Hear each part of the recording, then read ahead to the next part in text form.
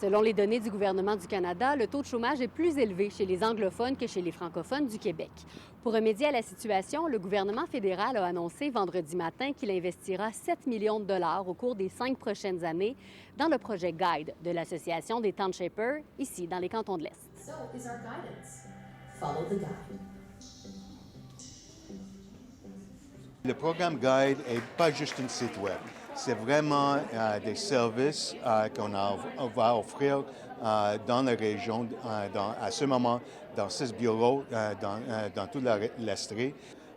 C'est vraiment pour la communauté d'expression anglaise de trouver des positions dans l'Estrie. On a des communautés anglophones qui sont installées d'un bout à l'autre des cantons de l'Est, à partir de Cowansville jusqu'à Scottstown.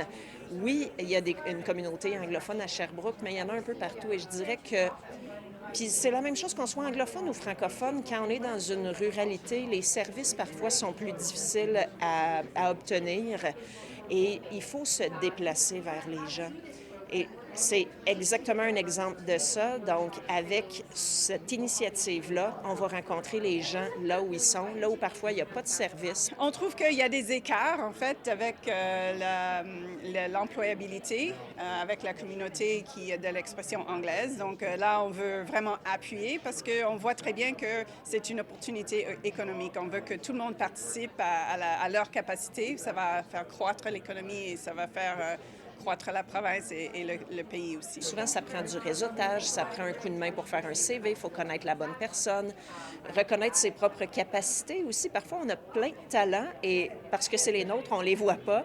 Donc, d'avoir quelqu'un autour de nous qui va nous aider à trouver un emploi, bien, je pense que ça risque de combler des besoins de part et d'autre, des besoins des jeunes qui cherchent un emploi et des besoins d'entreprises aussi qui cherchent un emploi. C'est un programme qui est exporté ailleurs. Aujourd'hui, on fait l'annonce ici, mais il y a des fonds qui sont disponibles à travers le Canada dans les communautés d'expression de langue minoritaire. Donc, c'est un programme qui reflète l'engagement du gouvernement du Canada à vraiment assurer la vitalité de ces communautés à travers le pays. Le programme est pour tout le monde, donc entre l'âge de 17 jusqu'à 65. La première année, on commençait avec juste les jeunes. Pour trouver où situent toutes les ressources, il suffit de se rendre sur le site web guidejob.ca.